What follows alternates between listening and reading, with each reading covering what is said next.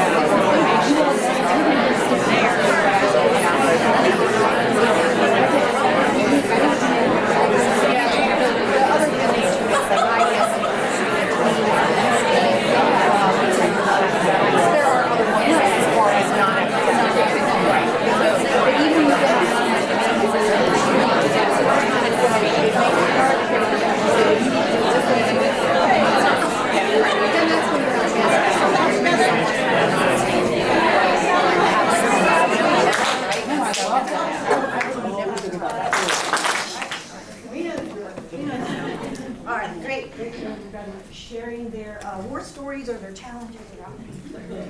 So looking at group decision making, this is the idealized process, okay? There's a topic out there, there's a decision that has to be made, and how does that happen in the idealized process in the world? Is everybody's putting in their ideas, everybody's tracking together. We start to hone in on one of the idea, the best idea, and then we make that decision, right? That's the idealized process. We have a zone of divergent thinking. So we're trying to get all the ideas on the table, we're generating alternatives, free-flowing discussion to gather diverse points of view. We're suspending judgment in the sense that we're not trying to knock ideas out yet. We're trying to get them all on the table. We're trying to be creative.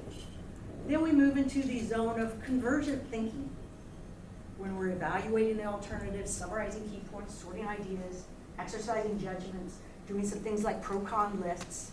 And then that's going to take us into the inevitable making the decision that everyone's happy with and ready to implement. But sometimes it doesn't happen like that. Okay, so reality could look more like this. We're getting all the ideas out on the table, more ideas are coming, some of them are off topic. There we are. And where people are starting to check out, they're getting on their phone, they're getting on their emails. We don't reach the zone of convergent thinking. We reach the groan zone. Because we're all groaning because we know what's next. What's next at the end of the meeting? Another meeting. We schedule another meeting. Right? We schedule another meeting. So we want to shorten the groan zone and get past it. And sometimes, you know, the leader or strong personalities in the group will try to pop in a decision. They're going to try to drop in a decision early because they're like, let's just cut this off at the pass. We know what's going to happen. But what are the drawbacks? What's the impact of someone dropping in a decision too early? You don't have buy-in. You don't get buy-in because people didn't get their say. It's almost like they feel cheated. You know, like this is not fair. I thought this was, we were making a decision together. So we don't get buy-in. What else? Yeah. Huh? You miss out on potential better decision. Yeah, you miss out on a potential better decision. You haven't gotten all the ideas on the table. So as we go through the strategies, I'm just going to present 3 today, and we're going to have some feedback, and then y'all are going to be the collective hive mind to come up with others, is that we want to keep in mind that we want to get all the ideas on the table, and we want to get buy-in. Right, so that's, keep those 2 things in mind. So let's look, these are the 3 strategies we're going to focus on. We're going to list them, and then we're going to go through each one. First strategy is to right-size your meeting goal. Second, clarify up front, how are we going to decide? And third, go beyond the yes, no vote. These are going to be our strategies. So let's start with right-size your meeting goal. All right, so the tactic here is to separate the overall goal from separate smaller meeting goals. So the overall goal might be to approve the new onboarding policy, right? To come up with the approval for remote work policies. Or it could be something as light as, what kind of activities and food are we going to have at the Halloween party? But there's a lot of discussion. So separate it into individual meeting goals. So it's football season, so we're going to use a football analogy. Yeah, it's football season. So when we're done and we've reached the touchdowns, that's when we've made the decision. We've decided on the new onboarding policy, right? We've reached a touchdown. But like a football team doesn't go for the touchdown on every play because there's a high possibility of failure. For us, failure is being in the groan zone and having to have another meeting, starting all over again. So like a football team, we want to start with small, achievable meeting goals. So let's say for the first meeting, we're going to share information. Right, we moved a little towards touchdown, but we're just going to share information. So we're going to look at our current onboarding policy. We're going to discuss the results of a user survey, sharing information so everybody's on the same page. Second meeting, moving a little bit farther.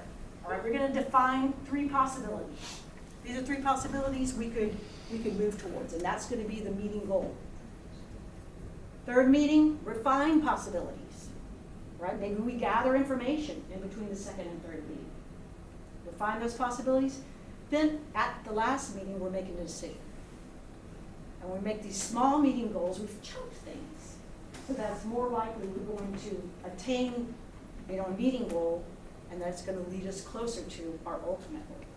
Now, you might be thinking, well, yeah, but all you've done is turn one meeting into 4 meetings. And I can't get everybody together for 4 meetings. If you can have shorter meetings, have shorter meetings, because it's gonna keep people's energy up. Shorter meetings, very defined meeting goal, moving people forward. And it gives people time to think in between the meetings. You may say, well, we gotta do this in one go, because I can't get all the people together. It's like one day, it's 3 hours, 6 hours. How can you use the same thinking when you have a long meeting, you have to go through all of these things in a single go? Break it up in time slots. What's that? Break it up in time slots. Yeah, break it up into time slots. Make it very clear to everyone. We're gonna spend an hour and a half on sharing information, an hour and a half on defining possibilities. Lunch, make it clear how we're gonna move through and set it as time slots. So think about your meetings. Again, let's go into pairs or trios, however you're grouped up. How could this strategy work in your groups for things that you're working on right now or that are coming down the pipe? 3 minutes to talk about how the strategy might work. And then we'll come back to that.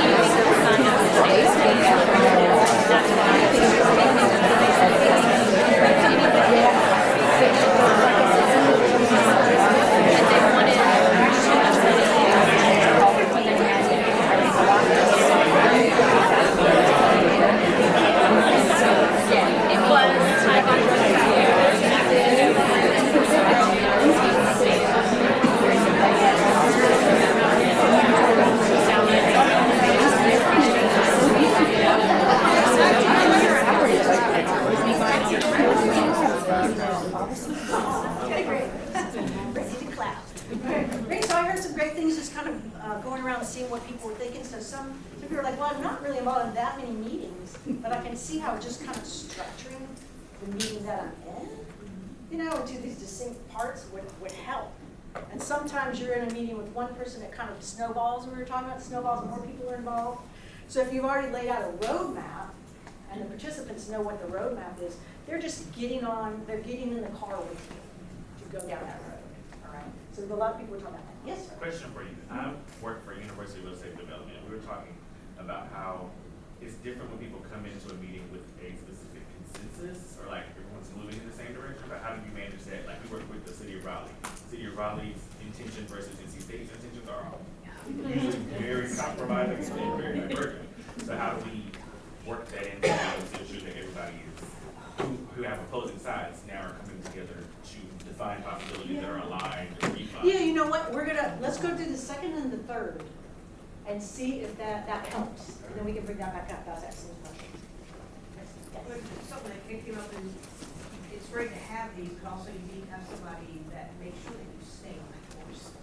Because a lot of times it will, like, you're sharing information, but then you're gonna deviate to something else. And so having a leader that's in the meeting, that's defining that role, keeping the course, that you're, you know, getting out there and not falling in a tree.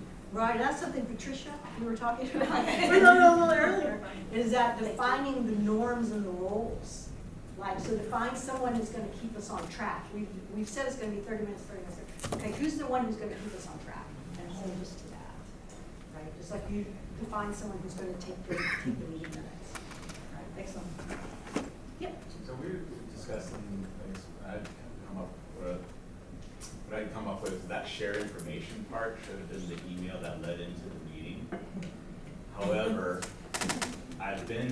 my experience has been that nobody read the information, or they didn't read it until, they didn't digest it, they read it 10 minutes before, a minute before, while you're talking. Yeah, exactly. Exactly, so the shared information we like it to be an email instead of a meeting, but maybe it's just good to build it in. You know, everything's very organized, you have it written down, people will look at it for reference later, but we're gonna talk it through right now. Because what you're doing, you're trying to get everybody on the same page.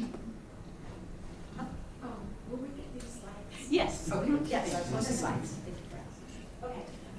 One of the things that we do in, one of our meetings, which I think will probably fall under defining the possibilities, is we already know ahead of time, we've set some meeting ground rules, and they stay like on that agenda to remind us what those ground rules are.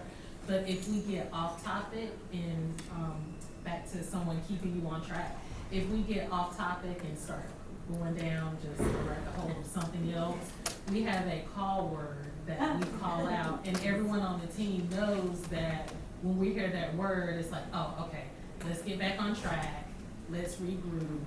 Right, and what's that word for you? Wonderland. Wonderland. Wonderland, we're in Wonderland now. Yes. Right. And so we try to refine and come back and get back. That's great, so that's a great norm to set in the group, right? So either you have somebody who's gonna given the job, and then since they're given the job, they don't feel bad about getting everybody back on track, right? Or you have a norm that everybody knows, they're gonna say, we're gonna go. All right, let's go on to our second strategy. We've got this strategy we're working with. Our second one is clarify how we will decide. So we know we're gonna decide as a group, because we're talking about group decision-making, but do we know from the get-go how this thing's actually gonna be decided, like which proposal, which policy, which whatnot, right? So we've had our series of meetings, we're now in the decision-making meeting. Deciding how we will decide means that we've defined the decision rule.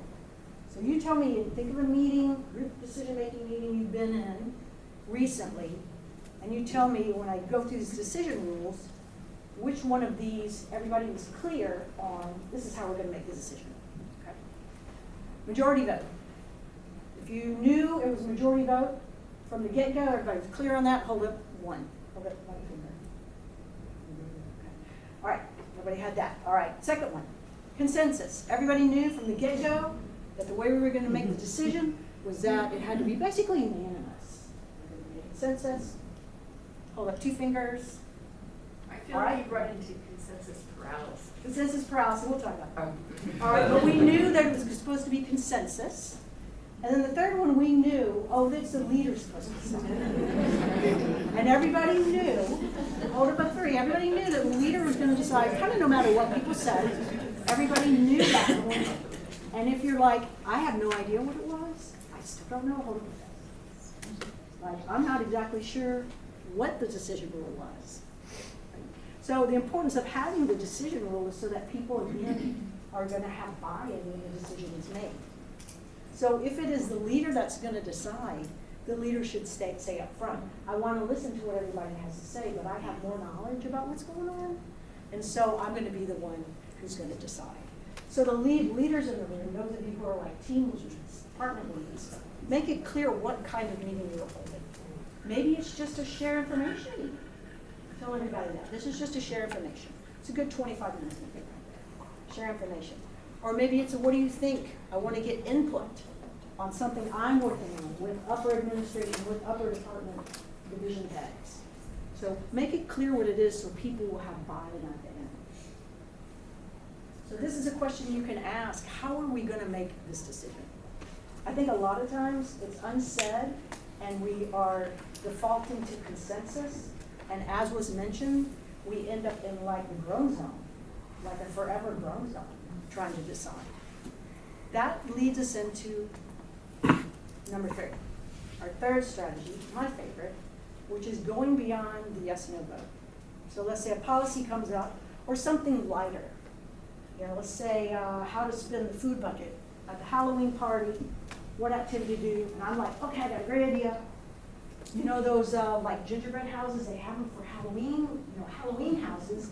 We'll go buy a bunch of those kits. Okay, we use our food money, buy a bunch of those kits, bring it in, and then when people come into the Halloween celebration in our division, they're gonna decorate them, and spend the time decorating them, and at the end we'll have a cocktail. And like, this is a great idea, isn't it? All right, and then, then people have to be kind of yes, no. I mean, that's a light example, but it could be something more, you know, serious. We're like, yes, no on that. Let's expand this to make it more like how people really think about decisions and make it more of a continuum. Let's put some points on there because that's how people think. They're not always 100% yes, 100% no. So we can put enthusiastic support on one end, serious disagreement on the other, and some points in between. And this is how we would ask people, you know, and get a sense of where are they along the continuum. Here's with a few more points in there, right? So, and you can make up your own, right? You could have your own. You could have fewer points, fewer points, more points, call them something different. But we've created a continuum of agreement or something called a gradient of agreement, because this is how people think. And we want to record people's actual votes and like sort of keep that for the record. It can also tell us if we need to go back and have more discussion. And if we need to go back to more discussion, it's like discussion about what specific. And we're going to spend half an hour. It's a way to structure. Are you suggesting that we would ask them very specifically where do you fall in? Exactly. Okay. That's exactly. You're asking the team members, okay, here's a proposal. I got my gingerbread house idea for Halloween. Where are you on this great idea that I have? Now, we're going to talk about 2 things related to this. One is, how would you go about gathering the votes? That's one. The second thing, what if you have, you know, a lot here and some on the other end, like what does that mean? That kind of gets back to the question of what if people are totally different ends of the spectrum. They come into the group meeting, that gets back to your question. So let's first talk about the different methods to poll people. All right, methods to poll the group. So you can see I've added numbers, 1, 2, 3, 4, 5, makes it easier to gather that information. So the first method to poll the group is to a show of hands. So you raise your hands if you're a 1. So you're in a team meeting, you say, okay, if you're a 1, enthusiastic support, raise your hand. If you're a 2, if you're a 3, and then record that data on a whiteboard. Right? You want to make it visual because then people have greater buy-in. They're like, I was heard, and then you're going to keep a record of that. You know, visuals are important. This visual of my daughter's corgi with a bully stick in his mouth has, what does it have to do with show of hands? Absolutely nothing. It's just a cute photo. And the last session, the speaker showed their cat, and everybody loved that, so I'm glad I can learn the trend. See the booty next time. Yeah. See the booty, okay, it's coming, it's coming, the booty's coming. So show of hands. All right, the second option. Now, is the secret ballot.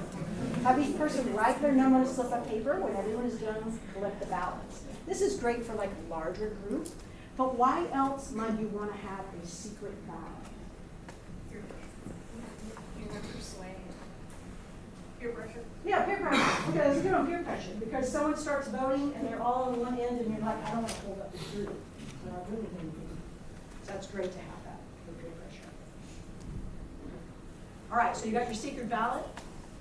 Third one, there's a booty. That's called Corgi Sploot. Pick one and say why. So you can go around the room. Each person's going to state their number and tell why. So people get to explain a little bit. I like that. People get to say their piece, but there's no discussion allowed. We're not opening this back up. We're not opening. It's time to decide. Right? And then record the date on the whiteboard. So that's it. Fourth one. 2 rounds. Before beginning, they're going to explain that there's going to be a preliminary poll followed by a brief discussion and then a final poll.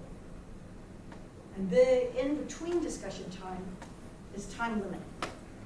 Again, we're setting some boundaries around this so that we don't get into the drum zone. Right? Make sense? Please? Yeah, okay, so some different ways to go about doing it. I like this because then it's like people can say their piece.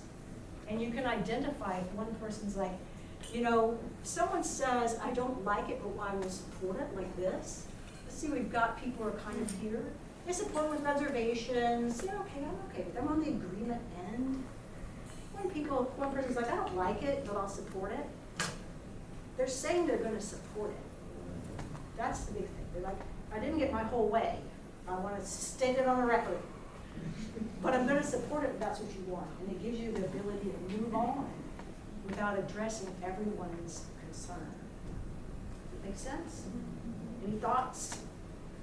Kind of curious, does NC State have any thing where we could do like the Flickr stuff for a poll, kind of like that? Well, you know, we're going to look at a Mentimeter Okay. in a second. Yeah. Cool. Yeah, okay. So and that would be one way you could do it, anonymously. Yeah, Yeah. and then you don't have to say, you have to do slips of paper and whatnot. All right? So what if we have like this kind of situation?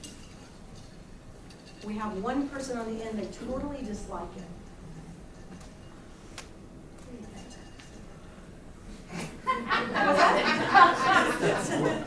What's that? Nothing?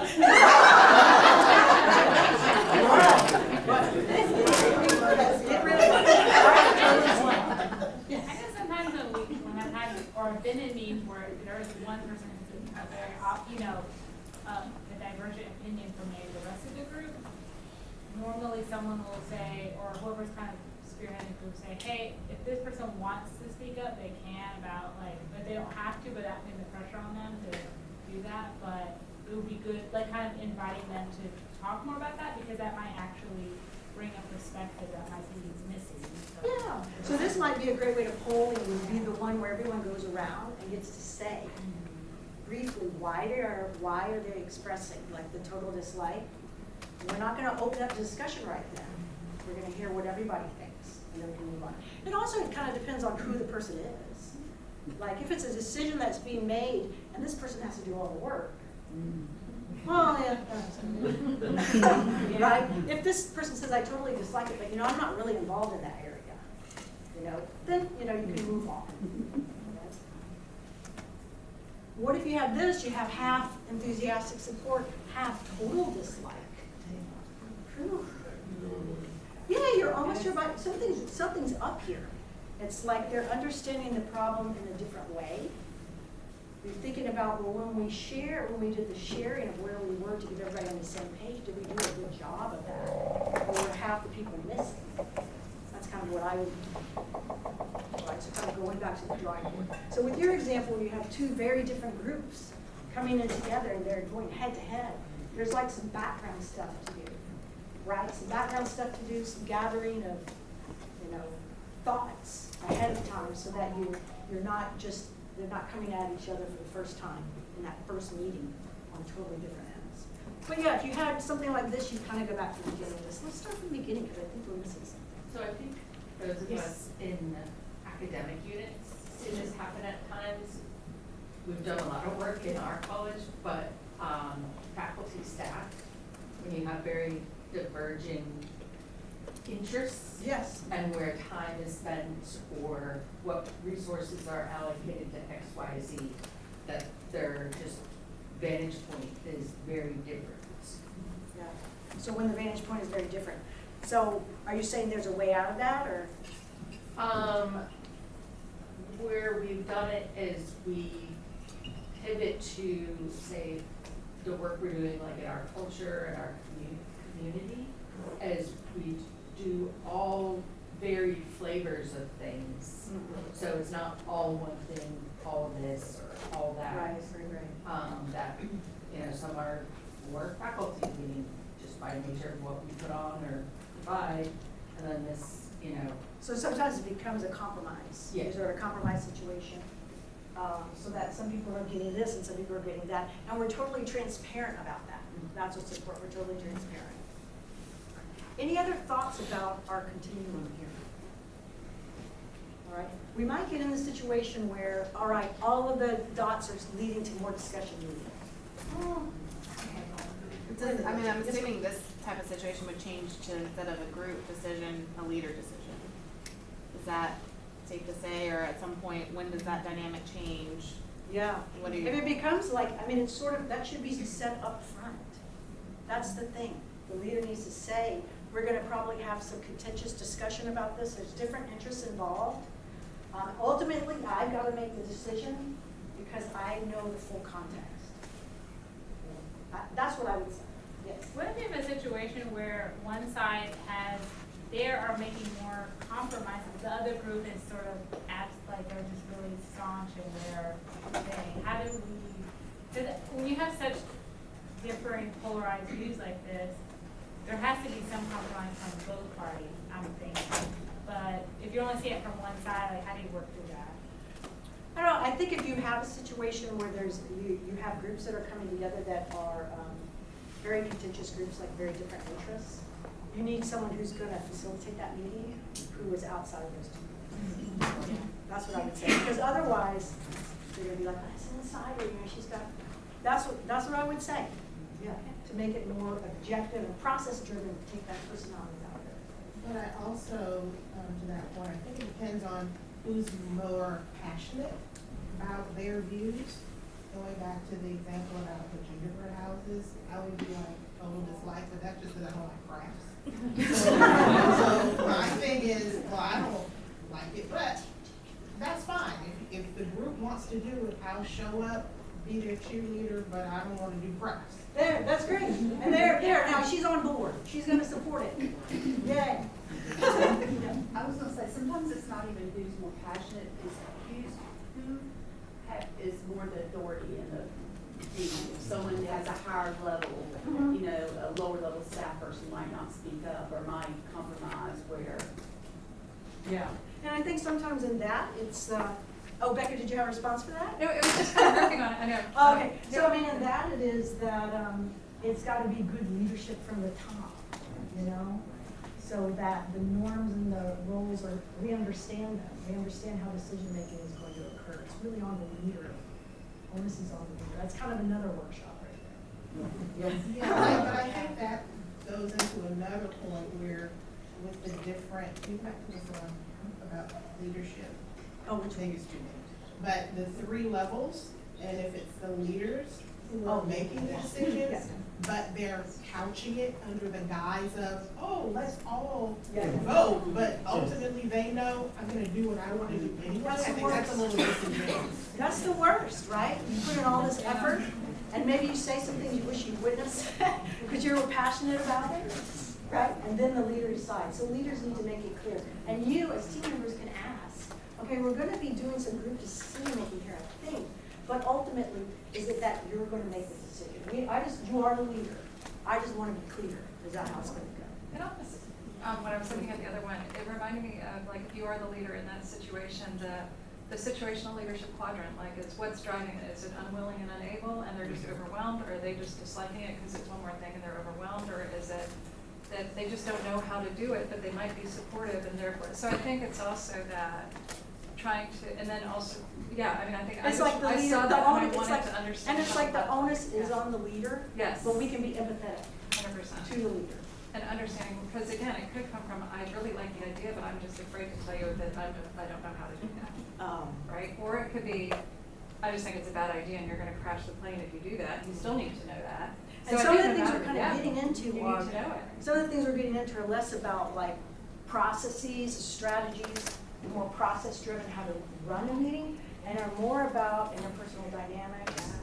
All right? So that's a topic for another workshop. Yeah. Right? Definitely. I'll give you a resource at the end that I really enjoyed. All right, so we're gonna move on. I'm gonna give you. Oh yeah, I want to do 4 minutes in new pairs of trios. Okay? How could going beyond a yes and no vote work in your groups? All right, so I want you to stand up. Everybody's tired of sitting. You're gonna talk to the same people. Just stand up and leave your stuff there. Get in new pairs or trios. Spend less than 3 minutes. How is it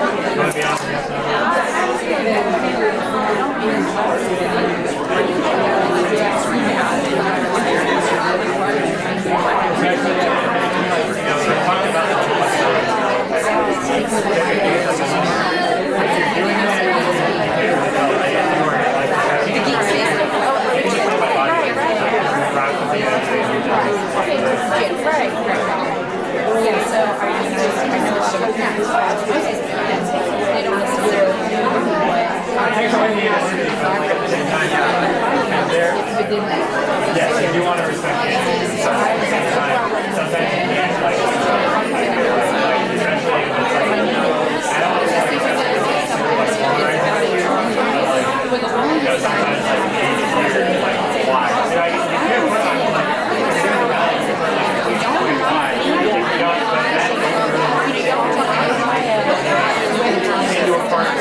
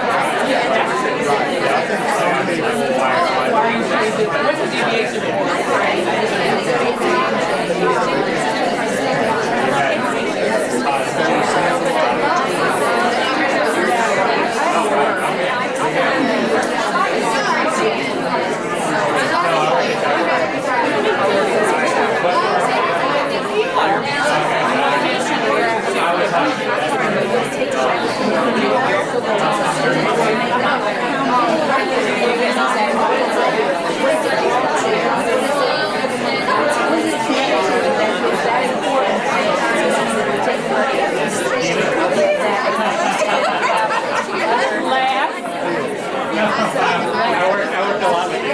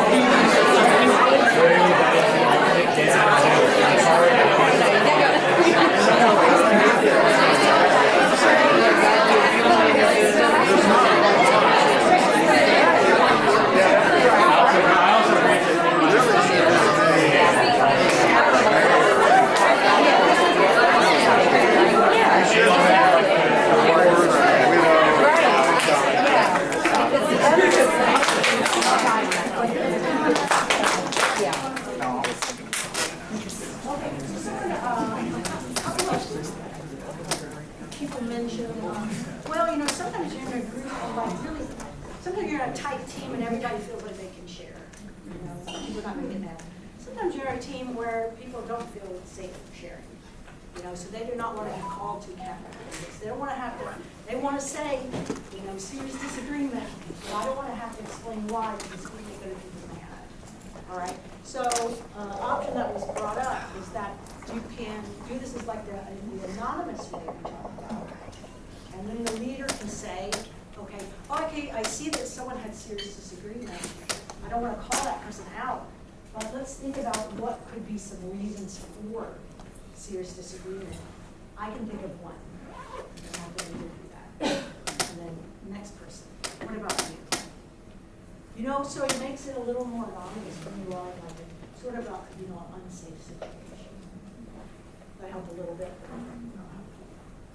All right, now you may be having more discussion. Let's just go over 3 more little mini strategies if you're in that grown zone area. You got to wind down the discussion. So here's just 3 potential. Extend the discussion, but narrow down to a specific issue. Then end, and make it clear we're going to end. Someone in the back, when we went over the first slide about the football plays, they were like, yeah, just saying that the last meeting or the last part of the meeting is titled "Make a Decision" means we're going to make a decision. That's it. We're gonna do a vote. So narrow it down. You end discussion. We've got to make a decision now. Second little mini strategy: everybody gets one more chance to make their point. Then the discussion is over. So somebody could call out. We're in the grown zone. Somebody called out Wonderland. You know, this is a mess. We only got 2 minutes left. Okay, let's do that. We got 5 minutes. Everybody can make one more point, and then we need to make a decision. Third one in the discussion for now, delegate it. Set date for a follow-up.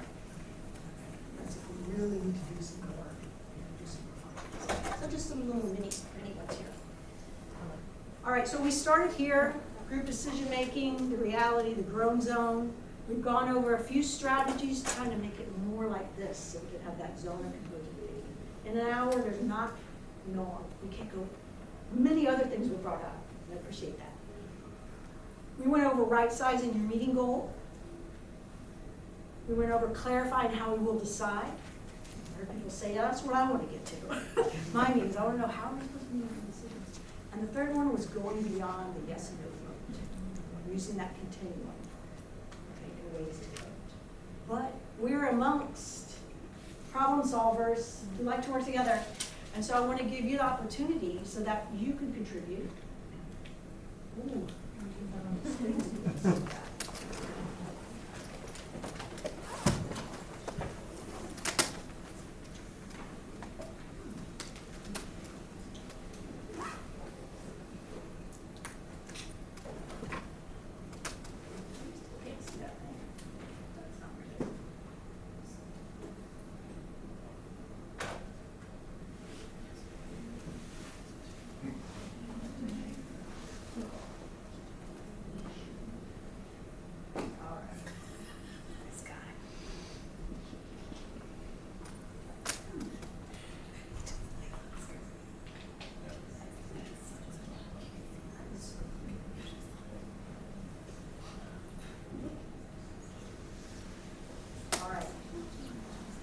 QR code, pop that QR code. Is it what I put it on slideshow at night?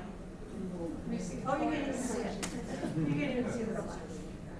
Oh, there we go. Let's see if that works. Does it give you enough? Yes. Okay, excellent. All right, your top 10 for effective, enjoyable meetings.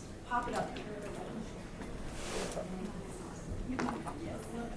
Is it on? Straight on it. There we go. So you have to come all the way over here Okay. to get the right angle in it. Did anyone not bring their phone and needs to have a analog? That was a joke. Okay, yes. Do you have the meeting code? Yep.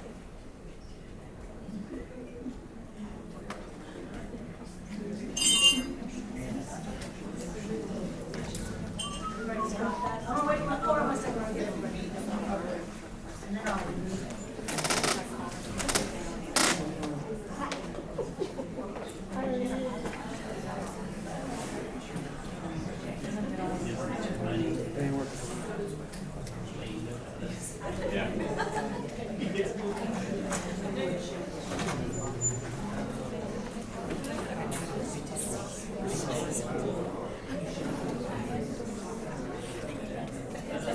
So the code, if you need the code, 4132-2277. You can join at Minty.com. Thank you. 4132-2277.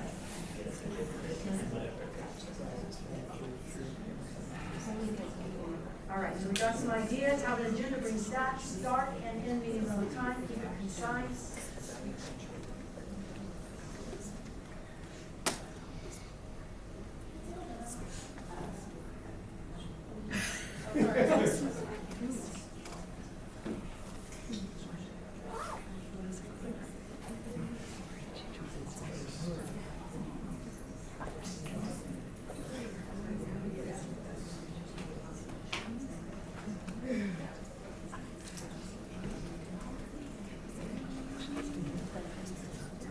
Sorry, I'm having trouble with this.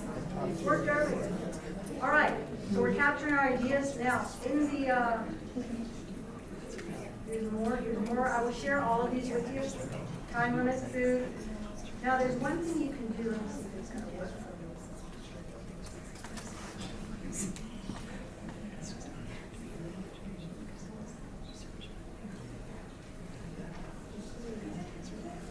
And this was going to be a magical AI moment. This is going to be my AI moment, but it's not let me do it. So in the description for this topic, for this workshop, I put in AI there, right? Right, so how you can use AI. I'm not an expert on AI. I'm glad that was talked about earlier.